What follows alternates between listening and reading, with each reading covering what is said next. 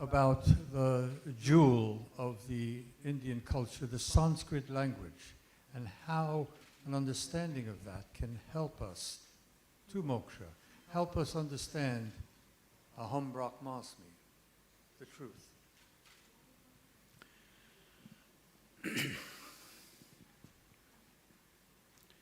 See,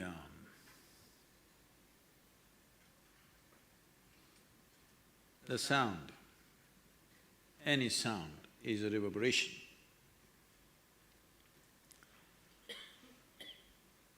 Sound is an existentially real thing. Words are made up in our minds. Words and meanings exist only in human mind. There is no meaning anywhere in the universe. Only in human mind is looking for meaning. But the sound exists. So the significant aspect of Sanskrit language is that probably it is the closest language to describe… See, every form has a sound attached to it. Every sound has a form attached to it. If you feed a sound into an oscilloscope, you will get a certain pattern depending upon its frequency, amplitude and other dimensions of the sound. So, every sound has a form attached to it and every form has a sound attached to it. So, the relationship between the form and the sound was probably, I wouldn't say it's perfect, but brought closest in Sanskrit language. That is, if you utter a word in that language, you are relating to the form that you're referring to. Rest of the languages are all made for the sake of communication. I say one sound and you understand, it's a conspiracy between you and me. Right now, English language is a conspiracy between you and me. I say one sound and you understand this is the word, but you have to learn it. But the significance of Sanskrit language is, if you listen to nature, if you pay attention to the reverb of the nature, you would know the language, because the form and the sound are very closely related. In this context, it's very significant. It's a real tragedy that it's been largely lost. But at the same time, today the world and the youth and the young people want something as easy as possible.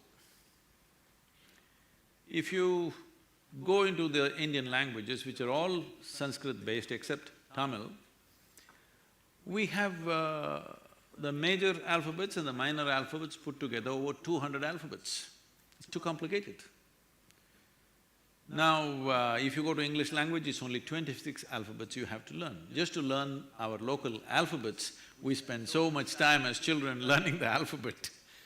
So today, just 26 alphabets, but the language is very limited in the sense, there's a classic video going around in the WhatsApp and everything where a teacher in the northeast, somewhere in northeastern part of India, is teaching English in a class. The two words that are written are nature and future. She is reading as na tu re, shu tu re. Because in Indian languages, if you read by the alphabet, you will get the right pronunciation.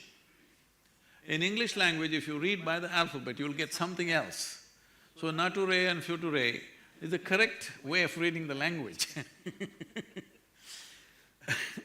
So, but people have come to a place even, their idea of literature is 140 characters now.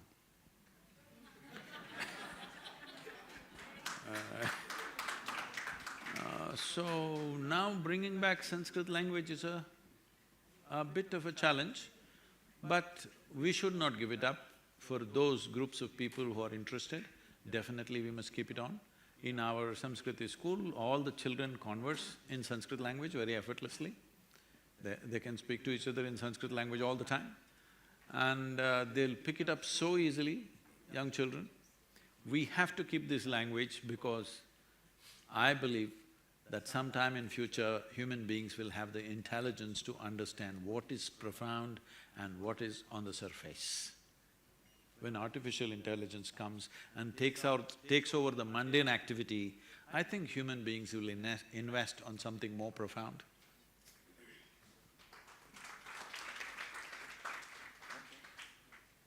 Please take the microphone.